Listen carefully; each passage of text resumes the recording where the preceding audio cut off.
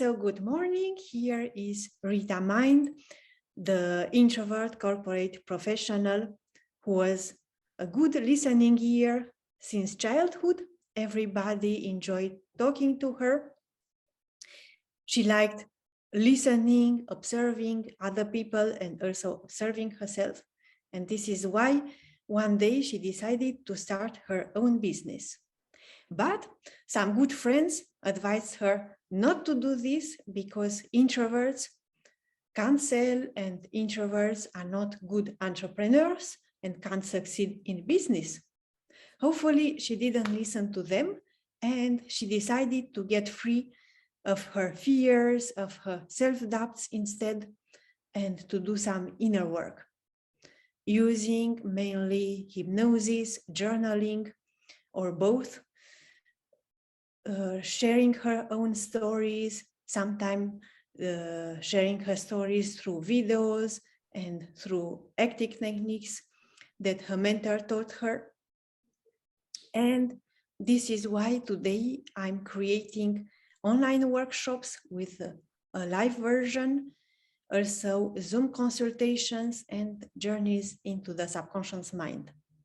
And as an introvert, I also like to connect, especially in interviews. And today, my interviewee is Tracey Rempling, who is an international best-selling author, certified moonologer, lunar business strategist, and CEO and founder of Gemini Moon Press. Her mission is to inspire expansion through the collective sharing of divine feminine and sacred ancestral wisdom by providing a safe platform for women to speak their truth and share their stories. But even more than that, to speak their truth, to heal the sister wounds that have kept us separate and hoarding our wisdom as a secret, fear of betrayal, criticism, and judgment. So now, Tracey, I will let you introduce yourself because some of my followers may not know you yet. So tell us who you are, what you do, what is a moonologer. So thank you so much for having me, Rita. I'm thrilled to connect as well. I'm not actually an extrovert. I'm not an introvert. I'm an extrovert. So I do love to connect and talk to people, and it's one of my superpowers, but I'm also really good at listening. I am a certified moonologer, and Moonology is the astrology of the moon cycles. So it does delve into a little bit of astrological principles, but it predominantly focuses on the cycles of the moon and using those to really bring our energetic cycle back into balance. And when combined with things like the law of attraction, you can use it to create and enhance and amplify your manifesting ability. So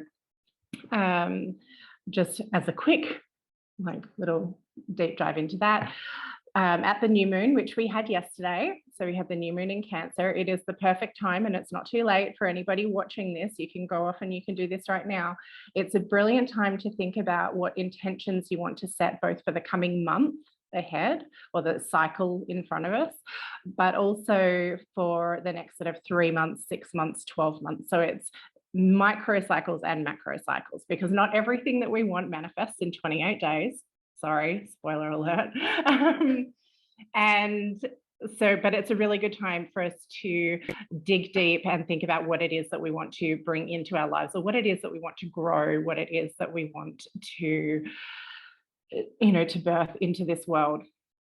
So with Moonology, it's not just about obviously the new moon phase and setting the intentions. We then also look at the fact that we had the new moon in Cancer. So when the moon is in the sign of Cancer, traditionally, there are 12 zodiac signs, and each sign represents a house on the wheel of zodiac houses. Now, depending on your personal chart, your houses may change signs. But in general, cancer represents home and family, which most people, when they think of cancer as a sign in general, they know that cancer is very home oriented, very much about family, very much about nurturing and emotions. It is a water sign as well. So it's very much rooted in that need for security and things like that. So it is a really good time, especially if you're in the Northern Hemisphere and we're moving into summer, and summertime is, if you have children, it's a time when families get to spend more time together because the kids are off school for 3 months. So it's a good time to be sort of setting intentions around what do you want that to look like? And or like, how are you going to manage the balance as a female entrepreneur between your business and home and family? Like, how are you going to juggle that time, and what do you want it to look like? How much time do you want to be able to spend with your family versus how much time do you need to spend in your business? Then depending on your personal energetics, which is one of the things that I work with my private clients, we look at people's individual birth charts. So for example, for me, Cancer is in my 6th house, which represents daily work, routines, health, and things like that. So for me, my personal focus for this new moon was on how can I create better structures in my routines, especially because it is summer and with the kids home all the time, my school routine, my daily, work day gets thrown into complete chaos because there is no alarm going off at 6 o'clock in the morning to get the kids ready for school, and there's no pickup time, and the kids are home asking for lunch at random times and things like that. So it gives us that opportunity to really look at it from that point of view. But also when it comes to things like lunar business strategy, from a business perspective, it's when we have an opportunity to look at, so in this case for the 6th house, for me, it's about what structures and systems do I have in my business? How can I make it more streamlined? How could I put other things, workflows into place that would actually take the pressure off me being the bottleneck in my business, for example? Like, how could I perhaps create nurture sequences or schedule emails or social media posts or things like that, have those things in place so that then I'm not constantly having to create new stuff every day or whatever. So like, how could you harness that better? So that's a little bit of what I do in the Moonology, but I also do a lot of other things. I am an author, as Rita mentioned earlier, so I love to write. I've been working in the back end of the publishing industry for quite a while now. I spent most of 2020 ghostwriting a book for an Australian entrepreneur.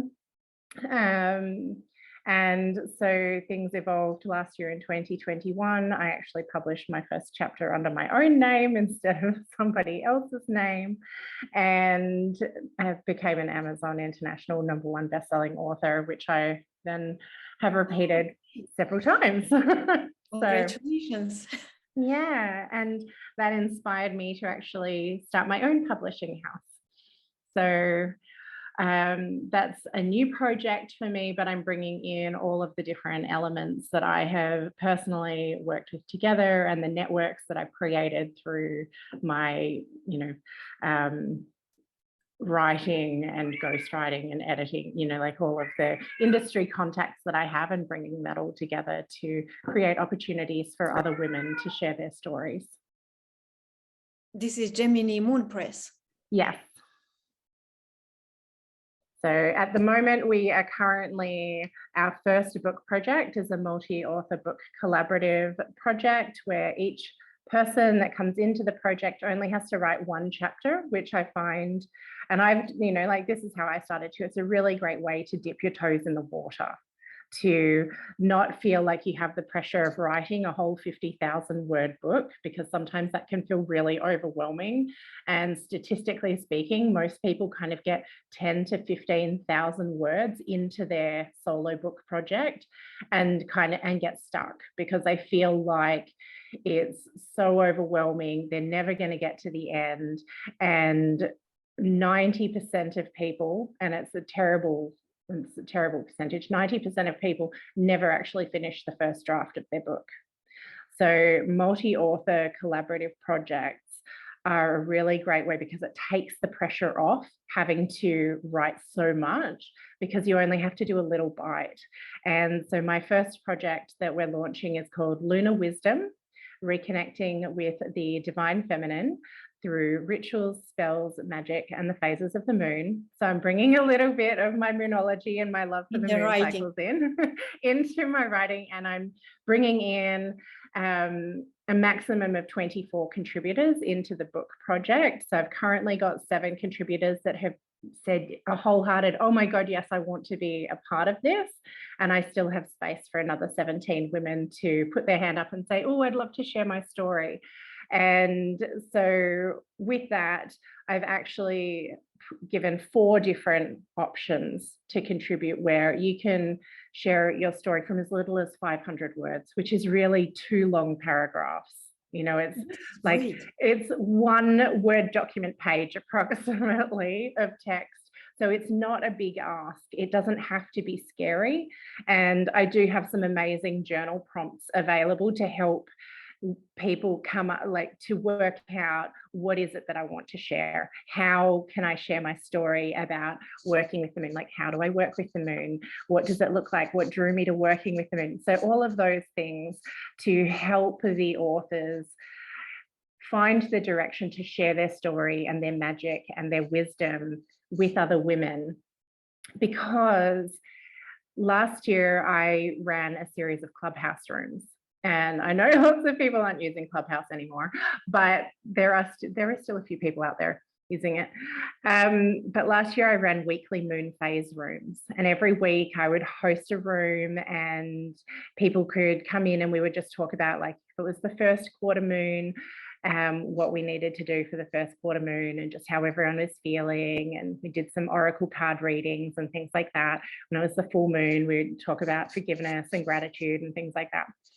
And one of the things I loved most about hosting those rooms was that, you know, like, my foundation in working with the moon is Moonology, but that's not everybody's pathway. And what I discovered and what I loved so much was that every single woman who came into the room and shared her wisdom and her magic worked with the moon in a slightly different way. And what it was so expansive, because everyone was like, oh, I really love that idea. I'm going to incorporate that into my practice. Or, oh, that doesn't really resonate for me, but I love that you love that. And I discovered that there is no wrong way to work with the moon. There's only your way of working with the moon.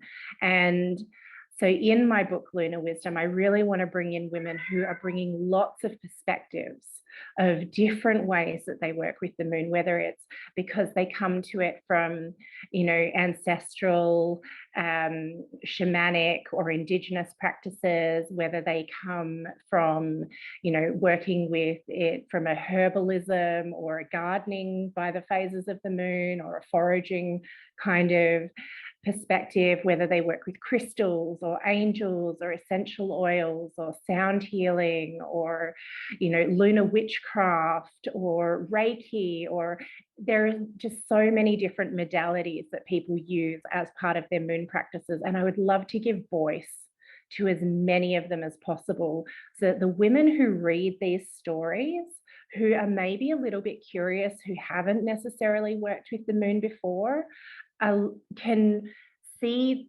different ways that women are working with the moon and find someone's story that resonates for them. Because so this is, when you are saying about healing sister wounds, it's a kind of sisterhood between women writers. Yes, because that's the other thing. Like, so often as women, if we're in the same industry, like if we all work with the moon, surely we're competitors, right? Because if somebody chooses to work with me, they're choosing not to work with you.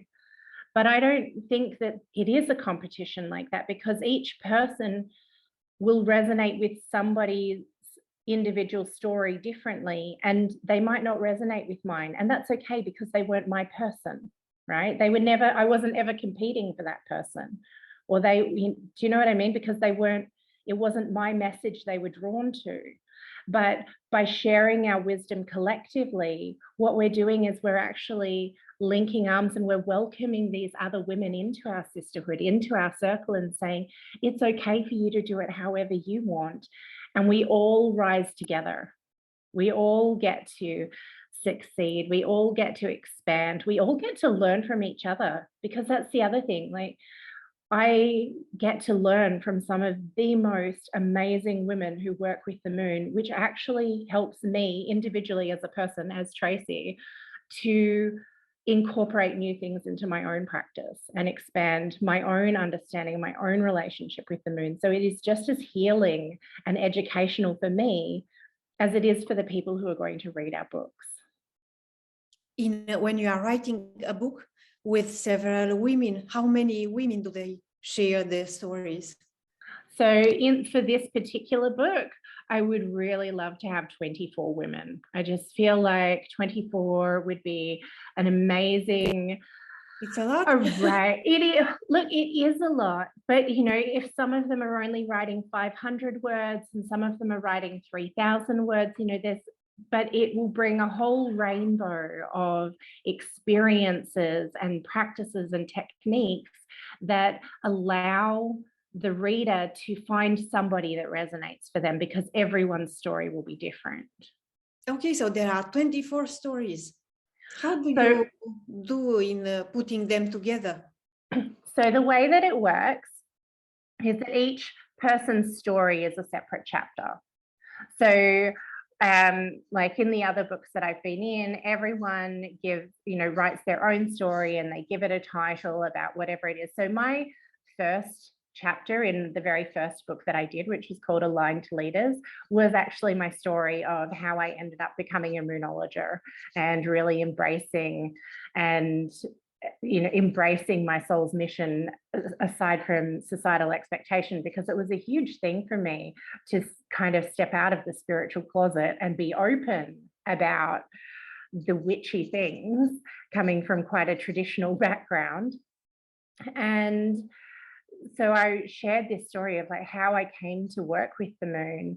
And so my chapter was called Master Manifestor, but in that particular book, there were lots of other people that were writing stories about, all different kinds of things, from overcoming deaths in families and trauma related to abuse, or things like, everyone's story is so different and their journeys are so different. But because each person's story is encapsulated in a separate standalone chapter, it doesn't have to kind of flow between them, if that makes sense. Where people can find you? So I am pretty much on most platforms. You can find me on Facebook at facebook.com/Gemini Moon Press, all one word, or facebook.com/Vibrant Coach. You can find me on Instagram at the same kinds of things. So instagram.com/Vibrant Coach or /Gemini Moon Press. I'm on LinkedIn under Tracey Rempling Brown. I'm on Twitter on Gemini Moon Press, and I'm on Clubhouse under Tracey Rempling. So you can feel free to, find me on Facebook. If you're interested in finding out more about working with me in terms of finding out about your personal chart, you can feel free to send me a friend request or like one of my pages and send me a message through there. Or if you're interested in writing a chapter for my book and sharing your story of working with the moon, I would love to have you too. So, okay. So I think I will add the link to your website. Is it more simple? Yes. So it's www.GeminiMoonPress.com.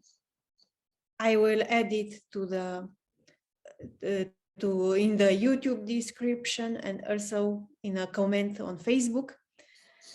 And before closing this interview, do you have something more to add? I would love to wish everybody a happy new moon and remind you that whatever it is that you are dreaming of, that you hope for yourself, but that you are holding back from out of fear of fear of the unknown, fear of failure, fear of disappointing others, or most importantly, fear of success, to just take that leap of faith. Because when you are in full alignment and following those things that are really calling your heart, magic happens. Indeed. Thank you, Tracey.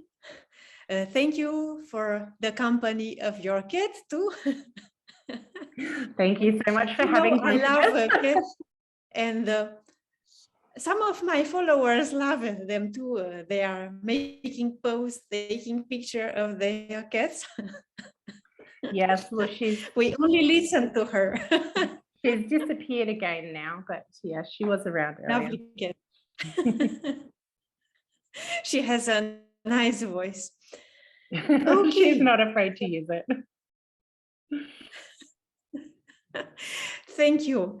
And see you the next time. I will add the link to your website.